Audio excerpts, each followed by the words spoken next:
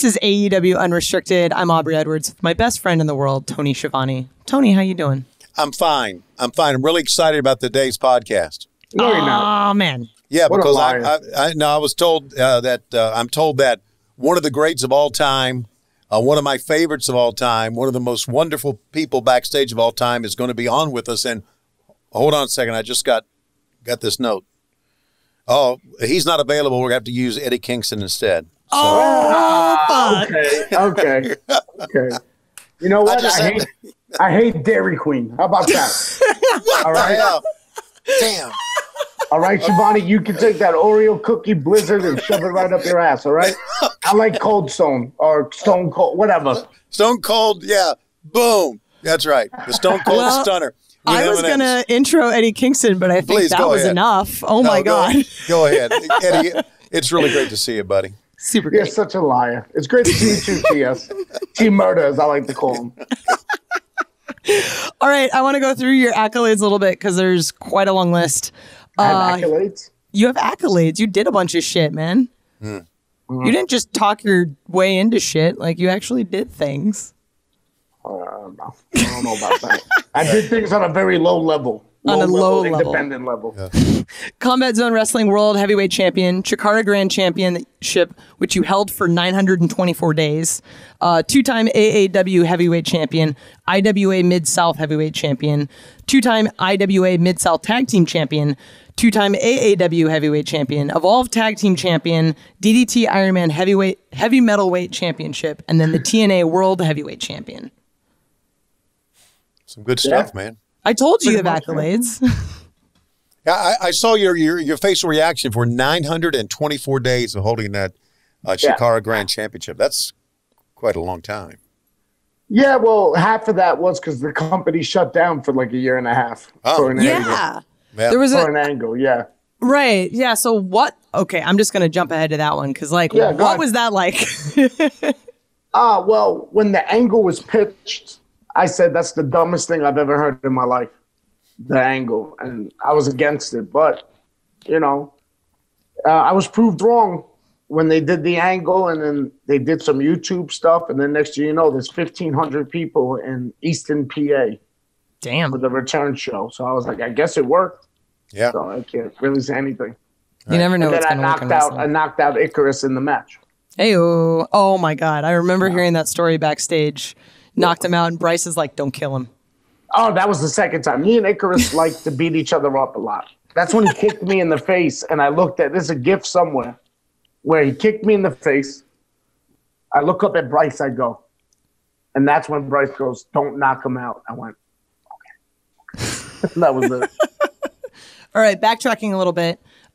Your introduction at AEW Dynamite was amazing. Cody's doing his little promo at the beginning, and then you just come out Eddie Kingston style, like, fuck you, bro. Here's what we're actually going to do. Oh, we can curse on this. Okay. Here we go. Oh, yeah. You can totally curse. Me and Shivani are going to have a good time with this. Yeah, I told TNT when they asked me to do this, I'm like, you are aware that I drop an ample F-bombs, right? And I think they were like, just keep it to a minimum. I'm like, yeah, sure, fuck you.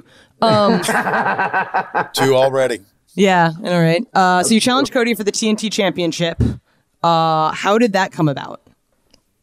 So what happened was I was at an independent show, ICW in New York, and I just sold the rest of my gear to pay my mortgage. So I was legit mad. So I decided to call 3 people out just to create a buzz. And one of them was Zack Sabre Jr. The other one was Nick Aldis, because he's NWA World's Champ, and I was working for NWA at the time. And then I was like, you know what? Fuck it. Let me just call out Cody. Let me see what happens. And for some reason, it got steam. And then I got contacted to come in, and everyone was like, oh, man, I felt your promo. It felt so real. I was like, yeah, because I wasn't mad at Cody or anybody. I was mad that I was broke, that I had to sell my gear to pay the mortgage. And, you know what I mean? This COVID thing took everything away, you know? Yeah. And I was legit mad about it. So that's what happened. I get it. So who contacted you once you did that? You reached out and said something about Cody. Who at AEW contacted you? Was it Cody? QT Marshall did first, and then Christopher Daniels did. And they were like, hey, do you want to come in? I was like, yeah, I'll fight. It's cool. I'll fight. I said, the best part was I go, how much money? Yeah, right. Exactly. Right away, I went, yeah, I'll come in, but how much? Right. So you come in. I don't know if they were ready for that part when I went, yeah, sure, I'll come in, but how much? You know, I don't know if they were ready for that.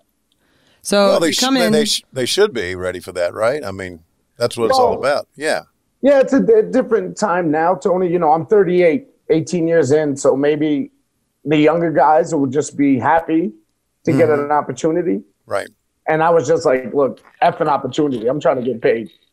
Right. Either way, I'm going to beat Cody up and then try to get paid. You know, I wasn't going in. Honestly, I wasn't going in looking for a job. I was just going in to put on a good match. I was going in to tell a good story with Cody and get paid. Yeah.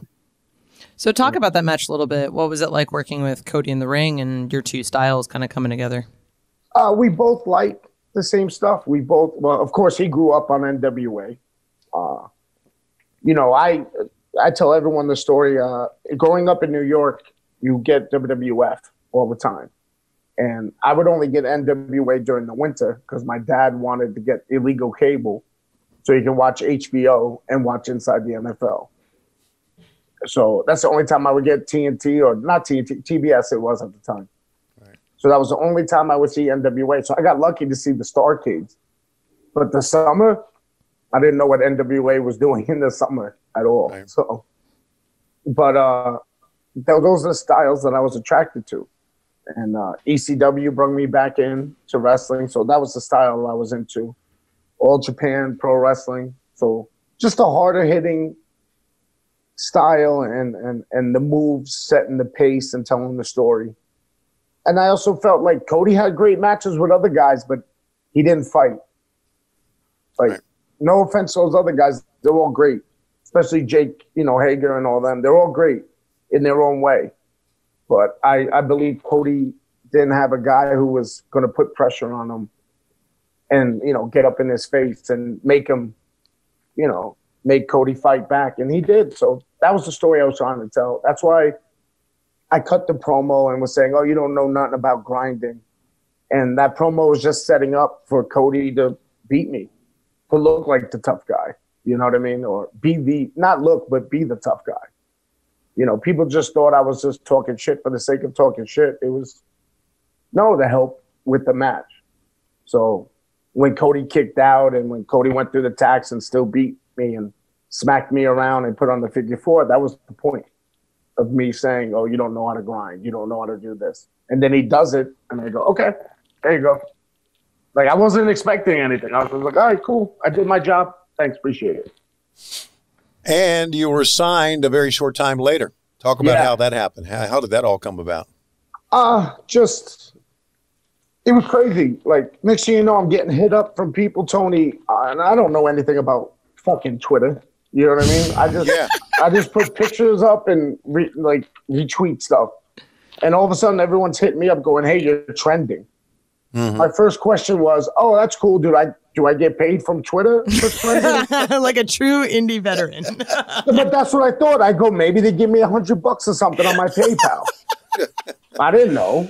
Right. And they were like, no, you don't get paid more. It just means that you're trending, you're popular. I go, well, what does that do for me?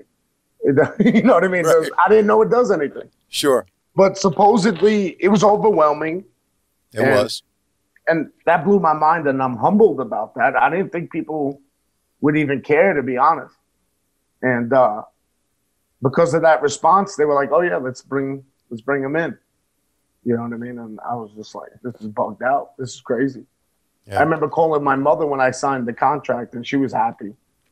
And my father, being the typical New Yorker, instead of just screaming, yeah, I'm proud of you, he was like, yeah, Bronx, motherfucker, yeah. I was like, why are you yelling about where we're from? If you ever meet a New Yorker and they start yelling where they're from, you're either going to fight or they're happy. I married a New Yorker, so I totally understand what you're talking about. I get it. Like, I'll start screaming Yonkers. My in-laws are all from Yonkers. Yeah, Yonkers more. And then Homicide, you know, my best friend Homicide will start screaming Brooklyn. And Yeah, they all just start so yelling at something each else. other every single holiday that they're together.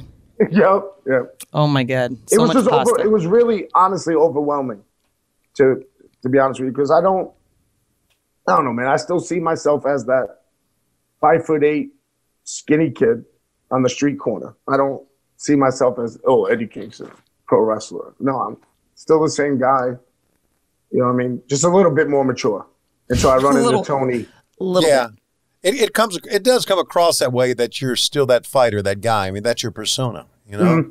Yeah. And it's genuine. And I want to go back to when you were in the ring recently with Santana. Well, I'm sorry, with the Lucha Brothers and Butcher and Blade. Oh yeah. And that promo that you cut, and you talked about being on the independent circuit and where you came from. That was real, man. I mean, that kind of hit home, I'm sure, with a lot of people, a lot of independent fans as well as independent performers. Yeah, I still consider myself independent, even though I'm not, because my heart will always be there. Right. You know what I mean? And like when I go on Twitter, I go, hey, to the new followers, I'm like, hey, check this guy out, or check this guy out from the independents. So it's like, I'm trying to help guys out on the independents because they never had anybody to help them. Right. So it's getting this new followers or whatever you want to call it. I'm just like, hey, fuck it. Check out my man Joe Gacy. Check out Kurt Stein. Check out Homicide, or even opening fans up to wrestling that I like. Mm-hmm. You know, I'll be like, hey, check out Masawa versus Kawada or whatever. I don't know. I'm not comfortable with the whole, hey, look at me, I'm on TV thing. I'm not comfortable with that. Never will be comfortable with that. So when I went out there to cut the promo about the independents, like with Blade, I was on the independents with him. Yeah. With Butcher, same thing. I used to see the Lucha Brothers 3 times a month. We would be at like all the same shows together. So they understood the grind. So I was like, yeah, you know, I'm going to go in there and talk, not speak for them, but speak about what we experienced and went through. Right. So well, what good stuff, made, man. Good stuff. Thank you. Very good. So what made AEW like the place that you wanted to sign? My mom. My mom told me, I'm a mama's boy in the sense of like what she says goes. Like her opinion holds a lot of weight for me, to the point where I've been with girls who I thought I was in love with, and my mother would be like, I don't think she's good, and I would break up with them the next day. Oh my God. Wow. That is tremendous. It's just the way it is. My mother knows me better than anybody, you know? Yeah, got it. And I was contacted by another company. Whatever, we'll say WWE, right? We can talk about them on the here. They contacted me, and then it was humbling. It was nice that they contacted me, but you know, I was trying to think where should I go, and my mom was just like, "Look, you won't be happy at WWE." She goes, "I know you. You won't be happy. You'll probably get fired 3 weeks in." Yeah. Yeah, and I was like, "Well, Mom, it's done. If it looks like I'm going to AEW," and she was like, "Okay, good." And that was it, you know. She was the deciding factor. There was a lot of things going for AEW, but she was the deciding factor of it all, you know. Well, yeah. Well, she's and of course, Aubrey and I are speaking from obviously being homers to the fact because we work for AEW. But your mom was right. I mean, you can tell how great it is backstage. Yeah, right? it's definitely. It feels not like it. It's not an independent, but since I know all the guys, it feels like home. Sure. You know, like I've known all these guys for so many years. And then I'm sitting there busting balls with Tony, or I'm with Jerry Lynn bullshitting with him, or talking to Taz, your favorite person, and JR and Arn Anderson, and trying to pick their brains, and Tully. Like, so it's just the atmosphere is great. You know? Well, I knew I would have a connection with Eddie because I always like to, when somebody new comes in, like Ricky Starks and even Warhorse, when they came in, I'll go in the back there when they're sitting there, and I'll say, don't fuck up this match. Okay? And Eddie was the only one that fired back at me. I mean, immediately, bam, I went, oh, okay. I said, I said, when I know you better. Yeah. Well, I'm gonna get you. Yeah. I'm gonna get you, Shimani. Yeah, because Warhorse went, yes, sir, I'll be fine. I was like, okay. Oh, poor kid, man. Yeah, but anyway, it was great stuff. We're talking to Eddie Kingston, who we certainly really enjoy on many levels. And we're going to talk about his training here on AEW Unrestricted. He totally paid you to say that, didn't he? One thing I'd like to talk about is State Farm Insurance. And I say I like to talk about that because I've been a State Farm customer, a member, if you will, since 1981, since the year that I was married. State Farm has surprisingly great rates on both auto and homeowners. Tony, you've been a member of State Farm since before I was born. There you go. That means that they must have like great customer service. They've got Yes, agents available everywhere. Like, to be a member of a company for that long, you have to be really, really happy with their policies. I'm happy with their policies, and now I'm happier, Aubrey, with their easy-to-use technology, because back then you would have to have the insurance card in your wallet. It was a paper insurance card or like a cardboard insurance card. Now you have it on your phone. They have a great app, and you have your insurance card right on your smartphone. So the technology that is advanced in the world has also advanced insurance, thanks to our people at State Farm. So you can manage your coverage, pay your bill, file a claim, all just from your phone. Some you already carry around with you. Who needs cardboard cards anymore? Jeez. No boy. A great price with even greater service. So Aubrey, as I always say, when you want the real deal, like a good neighbor, State Farm is there. You say that all the time, Tony. I do. This is AEW Unrestricted. We're talking to Eddie Kingston, promo master, amazing human being, great new addition to the locker room. I'm just going to blow shit up your ass. I don't care. I don't know about the amazing human being part. I make mistakes. I just have my own rules. I have my own rules. I think, I mean, like, in my mind, you're an amazing human being because everyone else just has this like smile on their face anytime that you're around. And I'm totally destroying this like tough guy persona that you have, but it's like, I think it was one of the things that I told you the first week you were there. I was like, I love having you here because you have this just amazing positive energy that just makes everyone else, like, it brings us up to that level if we're not there. Yeah. And I absolutely love that. I just kind of feel like, guys, like, again, like I told you before, I knew all these guys on the independents. And I'm sitting there like, we're on TNT, right? Like, we're getting paid well. And we're on fucking TV. Like, how, like, this is not any, like, this can't get any better when you think about it. Because, like, I was just there hustling and grinding and taking shitty paydays just so I could pay my phone bill. Being in a crappy ring and trying not to bump, you know what I mean? And there with a green kid who's smacking me in the face because he thinks it's cool. And I'm like, Jesus, So now we're on TV, and again, not kissing Tony's ass, but Tony and JR were the voices of our generation, to be honest with you, on the Monday Night Wars. And even before that, I'm a little older. Tony was the voice with Crockett in the NWA. You know what I mean? And we got that happening. There's just so many things going on. And Taz is there. Malenko's there. Anderson's there. Tully's there. Like, you have guys who we can, like, what blows my mind, the reason why I'm so positive is that no matter what I do in that ring or on the mic, I can go to the back and actually ask guys who drew money, who made money in this business, and ask them for advice. And that, to me, blows my mind more than anything. Right. And that's why I'm positive, because I'm like, fuck it, we got these dudes that we can learn from here, and improve ourselves and make the product better. Because isn't that the point?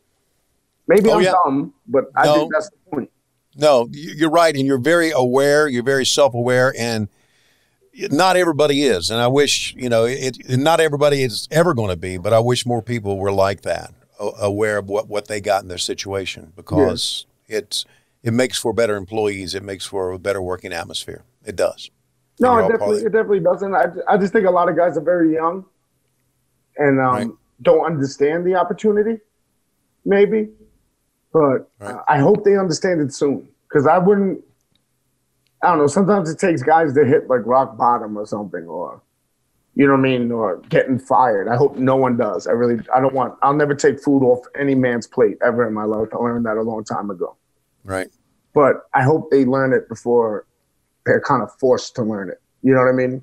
Yeah, before it's too late. Yeah, before it's too late, Sure, I got it. Like, I yell at Santana and Ortiz all the time. And I'm like, yo, go talk to this guy. Oh, Eddie, what'd you think of the match? Who cares what I thought? Go talk talk to Arn, and I always bring up Arn because Arn was one of my guys back in the day that I would watch. Right. You know, and I'm like, talk to them. If anyone's gonna know about tag team wrestling, talk to them. Yeah. You know? Speaking of Santana Ortiz, you actually managed them on the Indies. I teamed up with them in the Indies. That's right. Did a little business with them at Impact Wrestling for a time period. You know what I mean? And no, they're part of the clique. They're part of the crew, the New York crew. We have like a very small knit family. I do have to say one thing. Rest in peace to Xavier. Yes. Who just passed away. He was one of the staples of the New York Independents, and matches that him and Loki had in the Elks Lodge in New York, like the ladder match they had, just blew everything up. You know what I mean? And right, they were all part of the clique. It was like me, Amazing Red, Loki, Homicide, Monster Mac, Santana Ortiz. You know what I mean? That was our clique, and that's why we take care of each other as best we can. Of course, we fight with each other all the time, but right. Listen, I want to ask you, I know this is about you, but a little side note here. What is Amazing Red missing in action? I mean, I talked to him actually. I talked to him the other day. I know he was working. Yeah, he was working with New Japan before the COVID thing hit. Okay. All right. So, yeah, he had a match with Ospreay up here in Seattle. It was fantastic. Yeah, of course in Seattle. Yeah, I know, right? Yeah. We get all the cool shit. Okay. So you trained at Independent Wrestling Federation, New Jersey, but got kicked out, right? Yeah. That's the word. So how did that happen? Well, okay, I don't want to bury the guy. He taught great basics. So I used to tell people, go there if you want to learn the basics, but after that, you got to go. What happened was he didn't like the wrestling I liked. I was 19 years old, full of piss and vinegar. So when he started talking crap on Eddie Gilbert and Kenta Kobashi, two of my favorites, I just came out the side of my mouth and went, "What have you done?" And then that was it. Yeah. And he kicked me, my old partner Blackjack out, and my boy Jigsaw out. Damn. And then we just went to Chikara. We were like, well, forget it. It's 2 hours away or 2.5 hours away from New York. We were like, we didn't care. We just wanted to wrestle. So you ended up getting to train under Quack and Chris Hero. Yeah. Oh, you were Chris there Hero, for Salt of the Earth. Great guy. Yeah. Oh, Chris Hero's the best. Yeah, really. Real great guy. I know. Chris Hero. Real great. I know the Chikara and you are very synonymous. Like you being one of their their longest reigning champion, but I remember also a lot of the promos that you ended up doing for the tournament. And I know you had lost one of your friends. Yeah. It wasn't just my friend. It was the whole promotions friend. Right. I know, like every year I see hashtags for 12 large and all that kind of stuff. Yeah. You guys just seem like you have a really, really tight crew. We had a tight group. You know what I mean? The first couple of classes were real tight. You know what I mean? Because, I don't know, we kind of had since we were a small indie in Philly and all the other indies in Philadelphia were like blowing up and selling a lot of tapes. Yes, I'm dating myself, tapes. That we kind of felt like, okay, we're the little outlaw funny group, but we have to stick together because no one's going to believe in us but us, you know? So that's how we all became tight and close. You know, Bryce was there, the referee Bryce. He's one of my close friends, love him to death. You know what I mean? He was there for all the moments at Chikara, you know, and it's unfortunate what happened to Chikara. And I remember Bryce called me and he was really mad about Chikara closing down and all the stuff that happened. And I told him, I'm not mad because they can't take away the memories. Everyone can talk crap about Chikara now and whatever they want, but they can't take away what I did, what Bryce did, what Hollow Wicked did, what Chuck Taylor did, what Orange did, like all of us who were there. I know I'm missing some people, I apologize, but they can't take away what we did. We took a little group of a little funny show with guys in lucha masks and made it like, I guess you could say the number 3 or number 4 independent company. We were just behind like Ring of Honor at one point in time, like getting fans in there. So they can't take that away from us, never. You were at PWG in 2007. Now, a lot of wrestlers have talked about how working in PWG means they made it on the indie scene. and about the reputation. Did you feel that way when you got there? Look at my face. For those listening to the podcast, he looks like he's yeah. When I went to PWG, it wasn't what it is now. Mm-hmm. Yeah. You know. Okay. I wanted to go there because I knew Super Dragon. Right. I knew Excalibur through the indies. And I just wanted to go there to get paid. To me, it was never about, like, other guys were like, oh, I made it. And I'm like, right. well, if you're getting $55 and paying for your own flight over there, I don't know if you made it. Right. You know, but again, that's just my opinion. I could be totally wrong, which I'm not, but again, my opinion. But when I went, like, I felt like I made it, Tony, honestly, when people started buying me flights. Yeah. To wrestle, I was like, this is nuts. Right. Like, they're actually paying. I'm going to somewhere where I thought I would never go on another man's dime. Mm-hmm. Sure. And I'm getting paid. That to me is making it. You know what I mean? Gotcha. Me flying myself out somewhere is not making it. That's exactly the old school guys taught me that. That's the grind. I mean, you have to do that just to get yourself out but there. PWG is fun though. I don't want to knock. I don't want to knock PWG, but PWG is always fun, and I have a blast there. Super Dragon, what up? Talk about your time in Ring of Honor. Nah. No.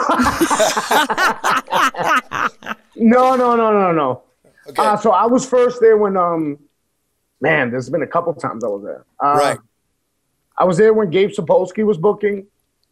One of the matches went sideways, and then that was it. Can't blame nobody, but the match went sideways. And then I was there when Adam Pearce was booking, and me and everyone's best friend Chris Hero scumbag. Me and him went at it, and then they had nothing for me after that. You know what I mean? So it was like, okay, cool, thanks, no hard feeling.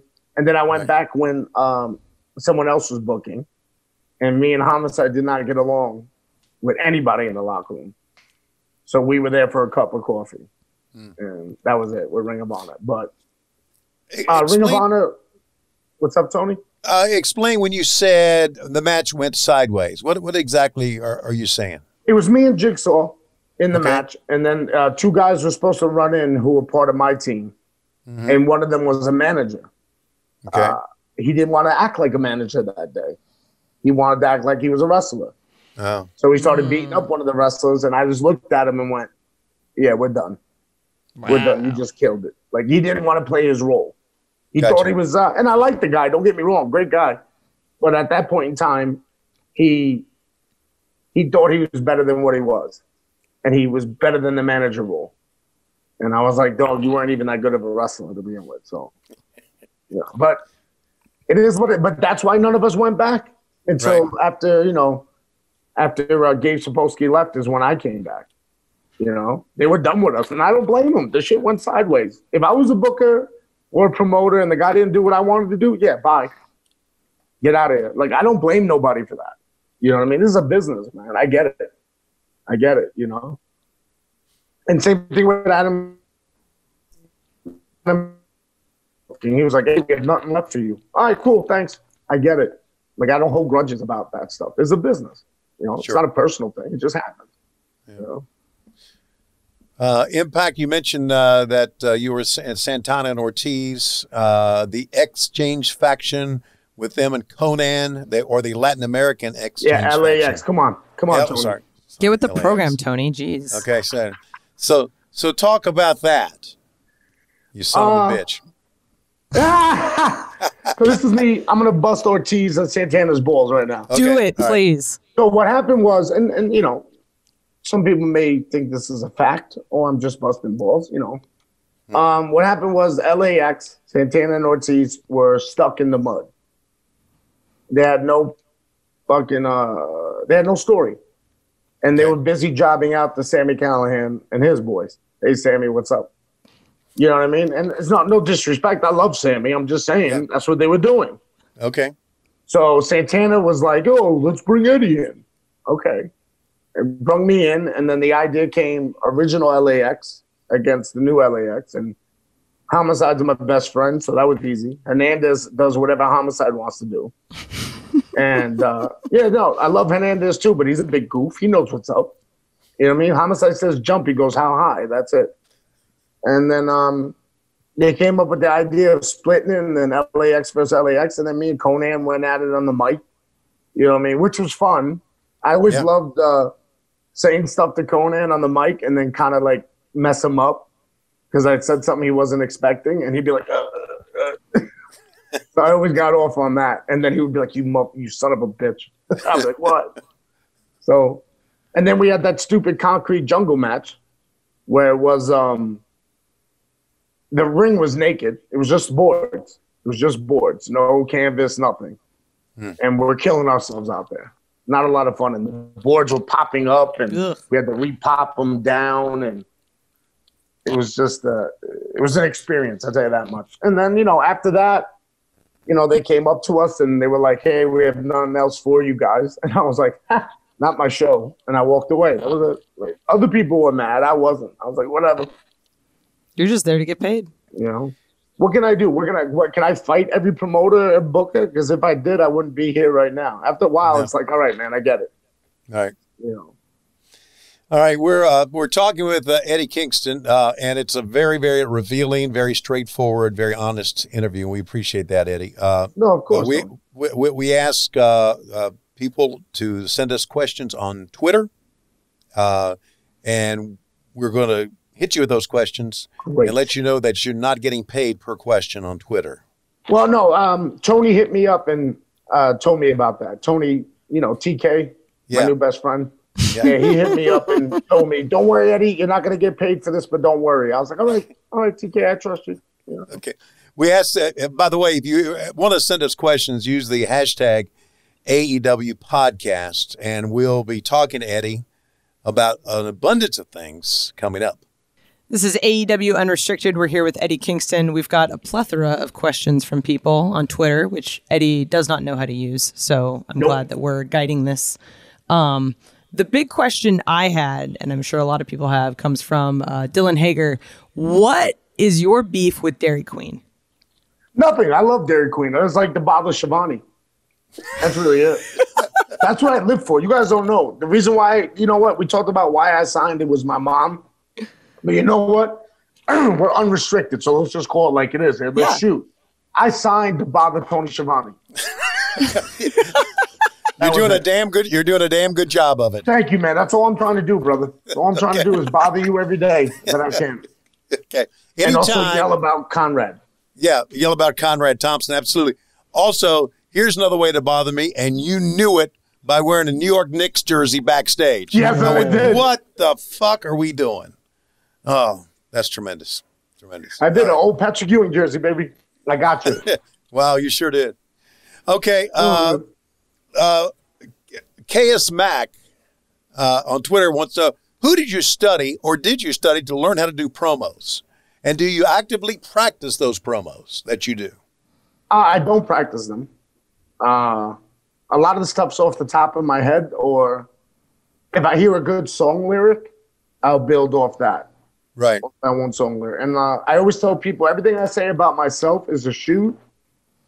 My opponent, it all depends on the person. It's 9 out of 10 times it's not a shoot. So, but everything I say about myself is, and the reason why is so I can put myself in that mindset that this is real. This is the moment. The guys I studied, Hot Stuff Eddie Gilbert, Dusty Rhodes, of course. Come on. Yeah. That's like a given. Right. Any of the Horsemen, of course. Jake Roberts. And then as time went on, it was a lot of ECW guys. Raven, Tommy Dreamer, Shane Douglas, Taz. Steve Austin, of course. Everyone loved The Rock. I wasn't a real big Rock guy. He was too pretty for me. He was too pretty. No offense, Dwayne, but you were way too pretty for me to cheer for. Even when he was a baby face, I was like, looks too good, pause. But those are the guys I studied and guys who I related to, guys that I felt, and I don't know. That's me. And I don't practice, no. I just kind of go with what I know. You know what I mean? Yeah. So that's why you'll hear me repeat a lot of things because it's just what I know. Like I'm not trying to be slick and, you know what I mean, come up with a cool line or something. No. You're just trying to be real. Although Well, the TNT nose drama line was very slick. I popped hard for that. Yeah. Well, that was just me being a dick. I just want to be a wise ass. You know what I mean? I was like, why not? TNT, they know drama. You know? Sure. Hey, TNT, how about we play Tombstone after one of the AEW shows? How about you let me host it? You know? Someone's knocking at my door. No, thank you. I'm at a hotel. Got a question from 8-Bit Jobbers. For those that may not no, know ma'am, you. I'm not. Thank you. No There you room go. service. The door I was checking out. I ain't checking out. No, fuck off. All right, now go ahead. I love that. Don't edit that out, whoever's the editor. They're be not. real. It's unrestricted. It's unrestricted. We have a question from 8-Bit Jobbers. For those that may not know you, what's the best Eddie Kingston match that every fan should watch? None. Just watch music videos. I look really good in those music videos people make of me. I look great in those. So No, I just don't know. compilations of that you have nothing to do just with. music videos. No, I don't know. The Cody match I'm proud of because, you know, Cody's a great dance partner. I hate to say it now since I guess he guys heat my trainer, Mike Quackenbush, me versus him, me versus Timothy Thatcher. I know that's online somewhere. Me versus Erie from Japan. It was at AEW, but Erie's from Japan. I had fun with him. So maybe those matches, they're okay. Like, you can always do better, you know? I can also do a little work on my belly. But, you know, Shivani knows about the Dairy Queen, that hard life. Yeah, I can attest that some work needs to be done on the belly. Yeah. Let's see. You Okay, with me. I'm talking about myself, not you. Myself. All right. Oh, no, it's me and you together, Tony. The Belly Brothers. The belly rub. Yeah, we'll do the belly bump as a finish. There you go. I love it. I knew we'd get some shit done. Okay. I think you've kind of answered this, but Juanito _Beans wants to know, what goals do you want to accomplish in AEW? I want to be the world champ. Isn't that, but okay, here's the thing. Isn't that the point Yeah. Yeah. of being in this sport? Right. Is to be the best, right? Sure. You don't hear UFC fighters saying, oh yeah, I just want to be on the prelims. Or, Right. oh yeah, I just want to be on the main card. No, Right. you want to be champion. And Sure. that's what every pro wrestler should want to be. Right. You know, the money's great. That's awesome. But being the world champ is much better. Sure. It So would. yeah, I don't. Yeah. You know, It would you can drive say you to. working right now. I'm not working. This is true. You know. Yeah. So I don't care who it is. I don't care if it's Cody or Mox or what MJF. I don't care who's champion. That's my goal. Is to be champ. Love it. I've got a question from Milestone Soul. Eddie, at what point did you realize you were good at cutting promos? And what's your favorite match from Japan? I don't even know that I don't think I'm good because I always feel like I can do better. Because once you think you're good at something, you stop working. You could be good, but then you want to be great, right? My thing is you always strive for greatness. And if, like I said, I want to be AEW world champ, I got to be great. I can't just be some mid-card guy if I'm going to be champ. If I'm going to be the face of the company like I want to be, you got to work hard. You know, whether that's your body, whether that's your promos, whatever, you have to. My favorite, there's a couple of favorite Japanese matches, but I'll just go with All Japan and New Japan. My favorite All Japan match is Masawa versus Kawada. God, they had so many. I got to go with January 99 or January 2000 is when Kawada hit the Gonzo bomb on Masawa for the finish. And that was actually a mistake because Masawa's forearm was broken. Oh, It was a power bomb, supposed to get him up, didn't get him up all the way and just let him go.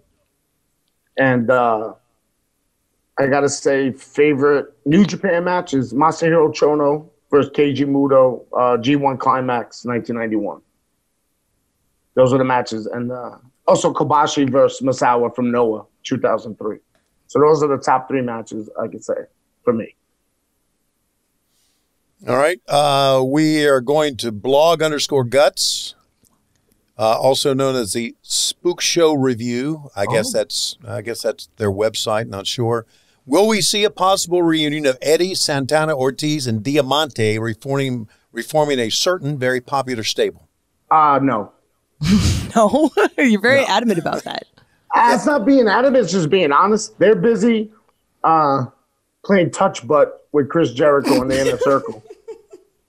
So I got to move on too. Diamante has to move on too. We can't always just be, keep the group together. Right. You know what I mean? Yeah, I get it. Santana Ortiz, I can bust chops about the Inner Circle. Look, I may not agree with everything that Jericho does in the Inner Circle, whatever, but he's taking care of my boys fine. Now, I'm not making a threat here because I don't make threats. I make promises.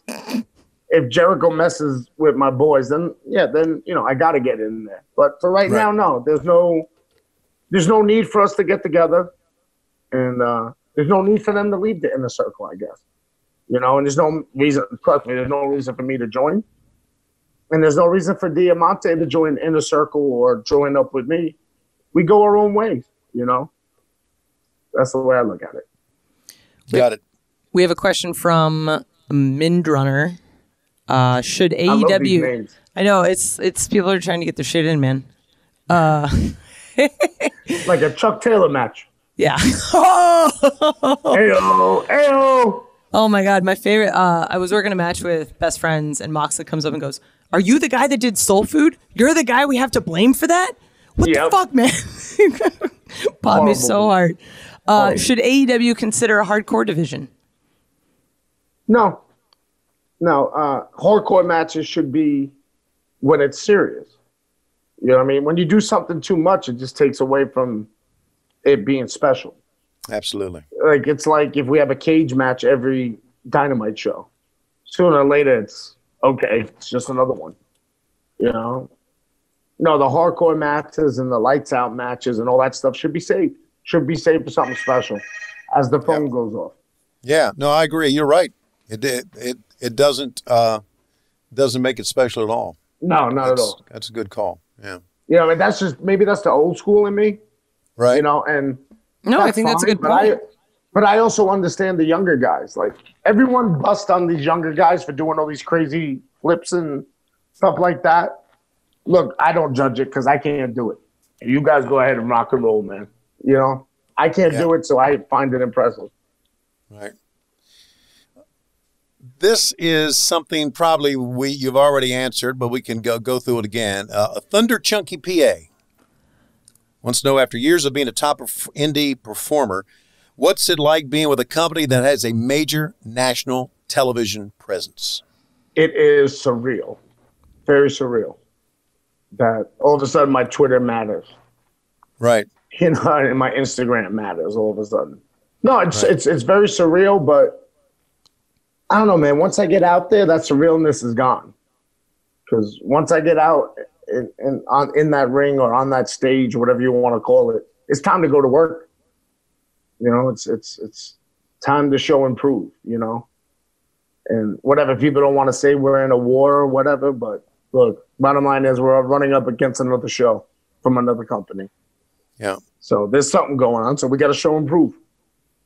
I feel like having you as a part of that family, I mean, we're just going to be even more successful in that. Thank you. I appreciate it. I just got to make sure I keep my mouth shut with certain things and not bury the other company. Oh, we can never release this podcast then. Oh, okay. Yeah. Fuck Chuck Taylor. And one thing I know for sure, in the short time I've known you, keeping your mouth shut ain't going to happen. No, it's not. That's why I always got to go to Tony and go, "Hey, man, I'm thinking about saying this. What do you think, boss?" Right. And he's like, yeah. It's great. Yeah, and then I'll say it and be like, "Uh-oh."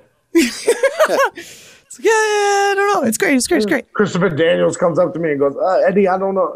I'm like, "Oh God, no." It's like you're good thing you already signed that contract, bud.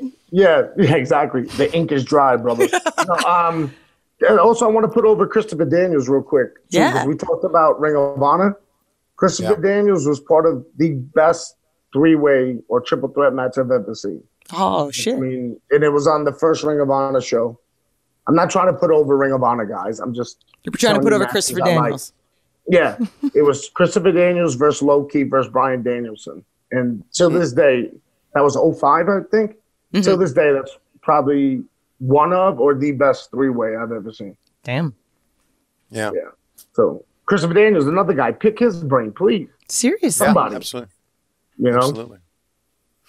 Eddie, thanks, buddy. No, thank you, man. What? We're done now? That's it? Yeah, we're that's wrapping it up. man. We told you That's how 45 you're minutes. going to wrap me up, Shivani? You son of a bitch. Yeah. Eddie, wrap it up, buddy. Yeah, all right. Eddie's- Well, it's Eddie Kingston, still- Unrestricted. We all here, sponsored by State Farm. Yeah, there we go. Check us out on TNT, Ref Aubrey, TS, Okay. T-Murder, a.k.a. Tony Schiavone. You know what I mean? The voice of a generation. Taz is I love Taz. I don't know. Schiavone hates Taz. Let's go Yankees. You know? Hey, All that. Trump, I can't Eddie- say the Braves suck, right? Since we're under Turner, right? I can't. All right, I guess. no, they don't want them anymore. Oh, all right. So screw the Braves. Let's go Yankees.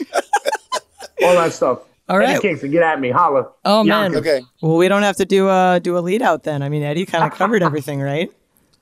Think so. Yeah, you can follow Eddie on Twitter at MadKing1981.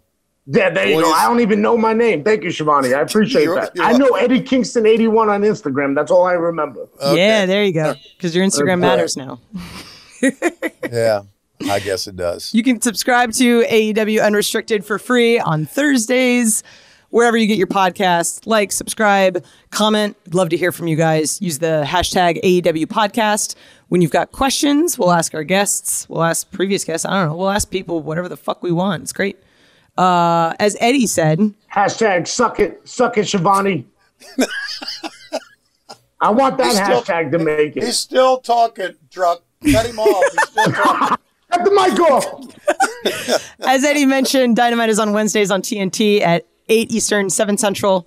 Unless I think this episode releases sometime in September. Check our schedule. We're moving around a little bit because of the NBA playoffs. Definitely need you guys to keep tabs on it. I'm Aubrey Edwards, and this is my good friend Tony Schiavone and my wonderful friend Eddie Kingston. Thank you again for being here today. This was super fun. Thank you guys. I had fun. I love it. I love Awesome. it. Shivani, I'll see you in hell.